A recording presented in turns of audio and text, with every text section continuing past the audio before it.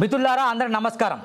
అయితే ఈరోజు happy new year అందరికీ. మరోసారి సూరన్న టీవీ ప్రేక్షకులకు హ్యాపీ న్యూ ఇయర్.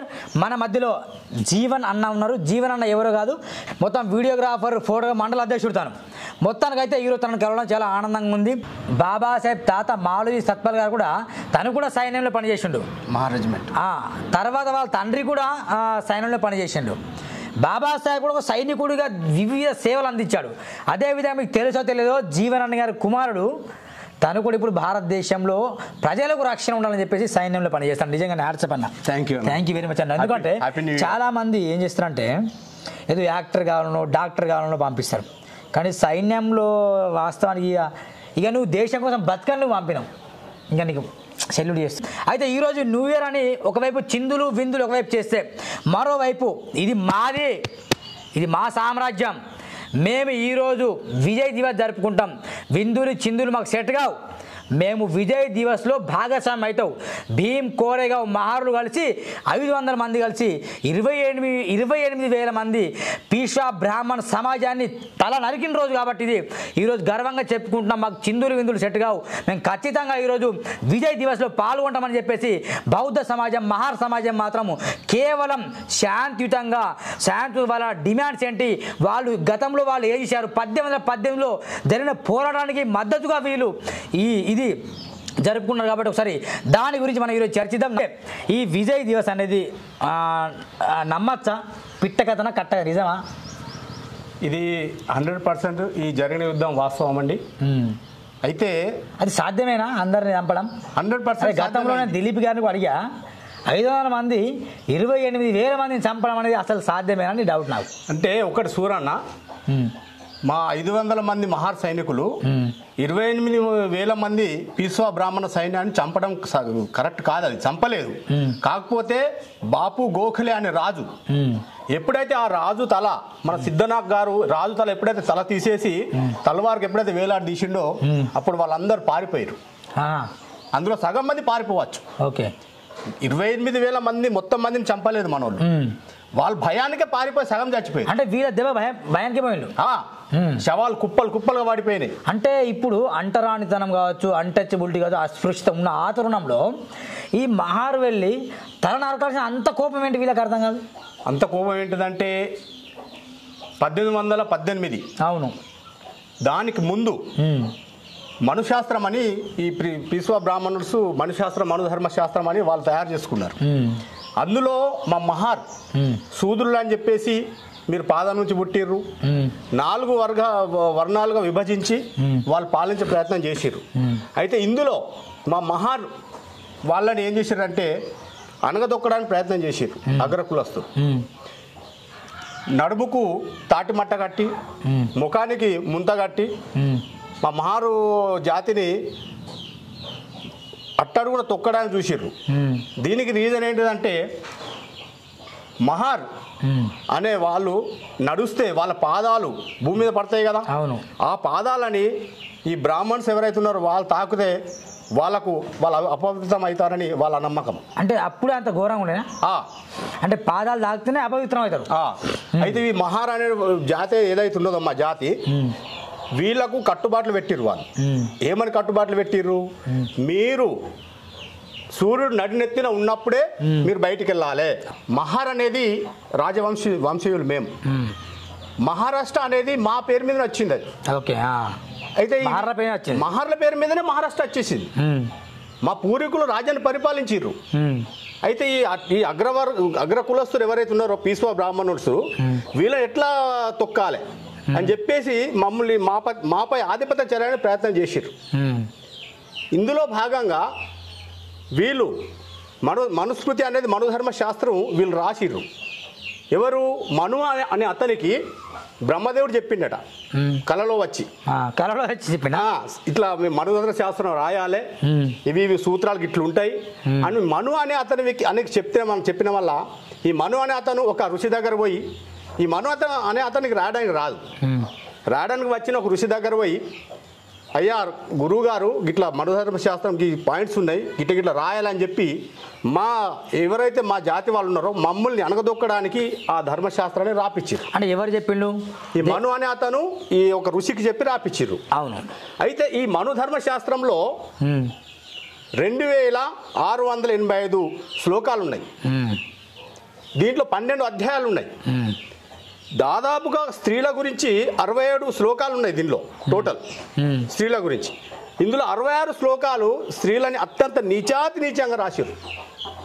దేవుడే చెప్పిండేమో.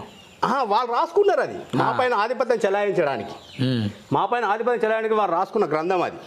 వాళ్ళకు అనుకూలంగా రాశారు. ఇందులో మమ్మల్ని వెట్టి చాకరీ చేసే విధంగా, మమ్మల్ని శూద్రులు అని చెప్పేసి, మేము పాదాల నుంచి పుట్టినామని చెప్పి, వాళ్ళ తలలో నుంచి పుట్టిన జ్ఞానులు అని చెప్పి ఇట్లా వాళ్ళు రాసుకున్నారు. శూద్ర, బ్రాహ్మణ, వైశ్య, ఆర్య, శూద్ర ఈ 4 వర్ణాలుగా విభజించి వాళ్ళు రాసుకున్న గ్రంథం అది. అప్పటి నుంచే మాకు కష్టాలు మొదలైనవి. వీళ్ళని వదిలిపెడితే వీళ్ళు రాజ్య పరిపాలన మళ్ళీ చేస్తారని చెప్పేసి మమ్మల్ని అనగదొక్కడానికి ప్రయత్నం చేసి అందులో భాగంగా వాళ్ళు మనుస్మృతి గ్రంథాన్ని తయారు చేసుకున్నారు. ఈ మనుస్మృతి గ్రంథంలో మాకు నడుముకొక తాటిమట్ట, ముఖానికి ఒక ముంత, ఎందుకంటే మా ఉమ్మి కింద పడకుండా నేల మీద పడితే అపవిత్రం అవుతారు వాళ్ళు. అంటే దాని ముంతలో ఉమ్మాలి అనేది, ముంతలు ఉమ్మాలి, వెనక చీపురు కట్టోళ్ళు. ఎందుకు ఏమైనా పడితే మా డస్ట్ మనమే ఊడ్చుకోవాలి. మా నడుముకు తాటిమట్ట ఎందుకు కట్టిర్రంటే మా పాదాలు ఆ బ్రాహ్మణ్స్ అగ్రకులస్తులు ఎవరైతున్నారో మా అడుగులు వాళ్ళు తొక్కద్దట. అదే ఊడ్చుకుంటూ పోవాలి, అంటే అడుగులు కనపడి కూడా ఊడ్చుకుంటూ పోవాలి అది. అయితే వాళ్ళకి మేము అపవిత్రం అవుతాం, మీ అడుగులు దొక్కితే మీరు బయటికి వెళ్ళొద్దు, మీరు మిట్ట మధ్యాహ్నం సూర్యుడు నడినెత్తున ఉన్నప్పుడే మీరు బయటికి వెళ్ళాలి, మీ నీడ మా ఇండ్లపై కూడా పడద్దని చెప్పి ఆంక్షలు విధించారు. అత్యతి దారుణంగా ఆంక్షలు విధించి మాకు ఉపాధికి దూరం చేసిర్రు, తిండికి దూరం చేసిర్రు, ఉద్యోగాలు ఇవ్వలేదు, ఏ విద్య లేదు, స్త్రీల గుళ్ళ ప్రవేశం లేదు. అంత నీచంగా ఉన్నప్పుడు సిద్ధనాక్ అనే మా మహార్జాతి సైనికుడు పోయి 2వ బాజీరావు, పీస్వా బ్రాహ్మణ రాజు అయిన 2వ బాజీరావు దగ్గరికి వెళ్ళి, మరి రాజుగారు మేము బ్రిటిష్ వాళ్ళతోటి ఈస్ట్ ఇండియా కంపెనీ, అప్పుడు ఫ్రాన్సిస్ స్టంటన్ అని ఈస్ట్ ఇండియా కంపెనీ నుంచి బ్రిటిష్ వాళ్ళు వచ్చిర్రు మన ఇండియాకు. వస్తే వాళ్ళు కూడా మన మహార్లని వాళ్ళ సైన్యంలో తీసుకుందామని వాళ్ళు కూడా కొంతమంది తీసుకున్నారు. తీసుకుంటే మన సిద్ధనాథ్ గారు మన మహార్ సైనికుడు, సేనాధిపతి. అయితే ఈయన ఏమన్నాడంటే 2వ బాజీరావు పీస్వా బ్రాహ్మణ రాజు దగ్గరికి పోయి మా సిద్ధనాథ్ గారు ఏమన్నారంటే, రాజుగారు మరి మేము వాళ్ళతోటి పనిచేయడం మాకు ఇష్టం లేదు, బ్రిటిష్ వాళ్ళతోటి, మేము కలిసి మన దేశం కోసం పనిచేద్దాం, మీ సైన్యంలో కూడా మేము పనిచేస్తాం. శివాజీ మహారాజు ఉన్నప్పుడు మమ్మల్ని అప్పుడు మీ సైన్యంలో తీసుకున్నారు కదా, ఇప్పుడు మమ్మల్ని ఎందుకు దూరం చేస్తున్నారు? మాకు ఈ తాటిమట్టి ఏంది, మాకు ముఖానికి ముంతేంది, ఇవన్నీ తీసేసి సామాన్య మనుషులుగా జీవించే హక్కు మాకు కల్పిస్తే మేము మీతో కలిసి బ్రిటిష్ వాళ్ళతో యుద్ధం చేస్తాం అని రిక్వెస్ట్ చేయడం జరిగింది సిద్ధనాథ్ గారు. అయితే పీస్వా బాజీరావు 2వ బాజీరావు ఏమన్నారంటే, మీరు మాకు అవసరం లేదు, మీ 500 మంది మాకు అవసరం లేదు, మేమే 28,000 మంది ఉన్నాం సైనికులం, మీరు మా కాలి దూలతో సమానం, మీ బతుకులు గింతే, మీరు అక్కడనే ఉండాలి, మేము ఇక్కడనే ఉండాలి, మేమే పరిపాలించాలి, మీ నడుముకు తాటిమట్ట ఉండుడే, ముఖానికి ముంత ఉండుడే, దీనికి ఎటువంటి మార్పు లేదు అని చెప్పేసిన వల్ల ఇక మా సిద్ధనాథ్, మా మరాఠీ మహార్ సేనాధిపతి సిద్ధనాథ్ గారు, సరే ఇక వెళ్తున్నాం, మరి మా మహార్ బలం ఏంటో మేము చూపిస్తాం, మా మహార్ యుద్ధ విన్యాసాలు ఎట్లుంటాయో మేము చూపిస్తాం అని చెప్పేసి అక్కడి నుంచి వెళ్ళి ఈస్ట్ ఇండియా కంపెనీ ఫ్రాన్సిస్ స్టంటన్ గారు, బ్రిటిష్ ఆయన క్యాప్టెన్, ఆయన మహార్ రెజిమెంటు చేసి మన మహార్లను తన సైన్యంలో తీసుకున్నారు. సైన్యంలో తీసుకుంటే ఇక మా వాళ్ళు కూడా కలిసిరు కదా అందులో. అప్పుడు బాబాసాహెబ్ తాతగారు, మా డాక్టర్ బిఆర్ అంబేద్కర్ తాతగారు, మాలోజీ సత్పాల్ గారు కూడా సైన్యంలో ఉండే అప్పుడు అదే పీరియడ్లో. అయితే అయితే మాలోజీ సత్పాల్ అంటే మా మహార్లు ఎవరైతే ఉన్నారో బ్రిటిష్ సైన్యంలో ఎందుకు ఉండాల్సి వచ్చింది? ఈ సైన్యంలో వీళ్ళు తీసుకుంటలేరు. అవును, వీళ్ళు లేకపోతే ఇంకోటి. అంతే బరాబర్ కరెక్ట్. అంటే వాళ్ళతో ఉండాలి, అల్టిమేట్ న్యాయం జరగాలి అంతేగా. ఇప్పుడు వాళ్ళతో ఉంటే ఏమైతుంది? తాటి మట్ట లేదు, ముఖానికి గుడ్డ లేదు. మేము సైన్యంలో ఉన్నాం, బ్రిటిష్ సైన్యంలో ఉన్నాం, స్వేచ్ఛగా జీవిస్తున్నాం. వీళ్ళతో ఉంటే మరి తాటి మట్ట ఇస్తున్నారు. ఎలా ఎలా ఎలా కుదురుతుంది? నాటే వెళ్ళి వాళ్ళు. కాబట్టి బ్రిటిష్ వాళ్ళకు సపోర్ట్గా మా వాళ్ళు వెళ్ళారు. వెళ్ళిన తర్వాత కోరేగావ్ యుద్ధం అనేది భీమా నది ఒడ్డున ఉన్నది. అవును, పూనాకు 30 కిలోమీటర్ దూరంలో, పూనా అని ఉంది కదా, అవును, పూనాకు 30 కిలోమీటర్ దూరంలో భీమా అని నది ఉంది. ఆ నది ఒడ్డున కోరేగావ్ అనేది గ్రామం ఉన్నది. ఆ గ్రామం కాబట్టి అక్కడ భీమా కోరేగావ్ అని అంటాం మనం. అయితే మన వాళ్ళు ఏం చేసిరంటే, సరే ఇప్పుడు సిద్ధనాథ్ గారు ఇక్కడ మాట్లాడిపోయింది కదా, పోయిన తర్వాత కెప్టెన్ స్టంటన్ని కలిసిరు. కలిసి మరి మన వాళ్ళందరూ సమావేశమయ్యారు. 500 మంది మన వాళ్ళందరూ సమావేశమై ఎట్లా చేద్దాం మరి, బ్రతుకుతే వీరునిలాగా బతకాలి, ఈ బానిసలా బతకడం ఏంది, ఒక జంతువుకున్న స్వేచ్ఛ మనకు లేదు. అవును, ఈ ముడ్డికి తాటి మట్టేంది, ముఖానికి చెంబు కట్టడం ఏంది, ఈ బతికే మనది. మనం బతికిన రోజు మన వీరునిలాగా బతకాలి, మన జాతి కోసం, మన పిల్లల కోసం, మన సమాజం కోసం మనం కష్టపడి యుద్ధం చేద్దాం, మన స్వతంత్రం మనం సాధిద్దాం అని చెప్పి వీళ్ళందరూ ఒకటై కెప్టెన్ స్టంటన్ నేతృత్వంలో వాళ్ళు బ్రిటిష్ సైన్యం అటు నుంచి ఈస్ట్ ఇండియా కంపెనీ నుంచి 839 మంది వాళ్ళు వచ్చిర్రు. బ్రిటిష్ వాళ్ళు కూడా ఒక 25 కిలోమీటర్లు నడిచి వెళ్ళారు భీమా కోరేగావ్. వెళ్ళిన తర్వాత అక్కడ మన వాళ్ళు 500 ఉన్నారు. అయితే వీళ్ళకి భోజనం లేదు, ఎట్లనో చేసి ఏదో మనిషి కింద తిని ఇక ఈ ఫ్రాన్సిస్ స్టంటన్ గారు అక్కడ భీమా కోరేగావ్ యుద్ధ రంగంలో పోయి చూసిండు. చూసిన తర్వాత వాళ్ళు 28,000 మంది సైన్యం ఉన్నారు, పీస్వా బ్రాహ్మణ సైన్యం. వాళ్ళు ఉన్నారు, 28,000 సైన్యం ఉన్నారు. మన వాళ్ళు ఎంతమంది ఉన్నారు? 500 మంది. మరి బ్రిటిష్ సైన్యం ఎంత ఉన్నది? 839 మంది. వీళ్ళు తక్కువనే కదా, తక్కువనే మరి. అయితే స్టంటన్ ఏమన్నాడంటే, చూసిండు, భయపడ్డాడు, ఇది మన ఓటమి ఖాయమవుతుంది, ఎందుకంటే తక్కువ మంది ఉన్నాం. అంటే జనాలు తక్కువ అంచనా వేసిండు. వాళ్ళేమో 28,000 మంది ఉన్నారు, బ్రిటిష్ సైన్యం ఏమో 839 మంది ఉన్నారు, మనోళ్ళకి 500 మంది ఉన్నారు. బ్రిటిష్ వాళ్ళు ఏమన్నారంటే, ఇక లేదు సరెండర్ అవుతాం మనం, వాళ్ళతో కలిసిపోదాం ఇక, ఎందుకంటే యుద్ధం ఎట్లా గెలువం మనం, ఎందుకు ప్రాణాలను పోగొట్టుకునేందుకు, వాళ్ళతో కలిసి మనం ఏదో సామంత రాజులుగా ఉంటే అయిపోతుంది కదా, వాళ్ళని పెట్టుకుంటే అయిపోతుంది కానీ వాళ్ళు ఆలోచించారు స్టంటన్ గారు. అప్పుడు సిద్ధనాథ్ గారు ఇన్లే, మా మహా సైనాధిపతి సిద్ధనాథ్ గారు ముందుకు వచ్చి, స్టంటన్ గారు మీరు మాకు ఆయుధాలు సమకూర్చండి, మా దగ్గర కత్తులు లేవు, తాటి మట్టలు ఉన్నాయి, అవన్నీ తీసేస్తాం, మీరు మీ కత్తులు మాకు ఇవ్వండి, అంతే, మీ డాళ్ళు మాకు ఇవ్వండి, మేము పోరాడతాం అని చెప్పేసి మీరు చూడండి, మేము గెలిచి మీకు బహుమతిగా ఇస్తాం, మాకు స్వేచ్ఛ కావాలి, మా పిల్లల కోసం మేము యుద్ధం చేస్తామని చెప్పి సిద్ధనాథ్ గారు ముందుకు వచ్చాడు. ముందుకు వచ్చిన తర్వాత ఒక రోజు ఒక రాత్రి జరిగిన యుద్ధం అది. అందులో మన 4 మనోళ్ళు వీరాతి వీరంగా పోరాడారు. 4 7 ఫీట్ల ఆజానుభావులు, రత్నాక్, చేత్నాక్, దీక్నాక్, వీళ్ళు 3 ఆజానుభావులు. వీళ్ళకు ఇంతకుముందు చెప్పిన సిద్ధనాక్ ఆయన సేనాధిపతి. వీళ్ళు 4 కలిసి ఆ యుద్ధ విన్యాసాలు చూస్తే అదొక మామూలు విషయం కాదు, అది చరిత్ర సువర్ణాక్షరాలతో లిఖించే బాహుబలి కంటే ఘోరం ఉంటుందేమో మన రాజమౌళి సినిమా. ఎస్. అయితే ఆ యుద్ధం చేయడం ఈ స్టంటన్ చూసిండు, ఫ్రాన్సిస్ స్టంటన్ గారు చూసి, ఇంగ్లీష్ బ్రిటిష్ దొరలు వీళ్ళు ఉన్నారు కదా, మన మనోళ్ళ యుద్ధం చూసి వీళ్ళు ఆశ్చర్యచకితులయ్యారు. ఇంత ఘోరమేంద్ర తలలే తీసేసిర్రు, తలలే తీసుకుని పోయి డైరెక్ట్ అంతే. లాస్ట్ కాస్త సిద్ధనాథ్ గారు వాళ్ళ పీస్వా బ్రాహ్మణ సైన్యం రాజు బాపు గోఖలే, ఆయన ఎవరైతే ఉన్నారో ఆ రాజుది సిద్ధనాథ్ గారు పోయి సీత తల నరికేసరికి మిగతా ఉన్న వాళ్ళందరూ పారిపోయారు. రాజు ఓటమి ఒప్పుకున్నారు, ఇక అయిపోయింది. అప్పటి నుంచి మాకు నడుములో తాటిమట్ట పోయింది, ముఖం ముంగట ముంత పోయింది, స్వేచ్ఛ వచ్చేసింది. అప్పటి నుంచి బాబాసాహెబ్ అంబేద్కర్ తాత ఎవరైతే ఉన్నారో మాలోజీ సత్పాల్ గారు సైన్యంలో పనిచేసారు. తర్వాత బాబాసాహెబ్ అంబేద్కర్ డాడీ నాన్నగారు ఎవరైతే ఉన్నారో రామ్జీ మాలోజీ సత్పాల్ గారు అదే సైన్యంలో, మహార్ రెజిమెంట్ సైన్యంలో జుబేదార్గా జాబ్ చేసాడు.